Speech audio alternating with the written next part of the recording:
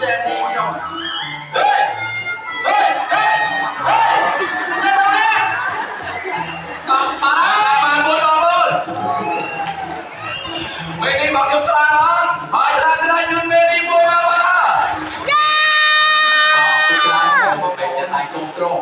Tôi thấy chân lục yên mà người luôn đơn ra nhau nên tôi quá đấy ra tay vào điện.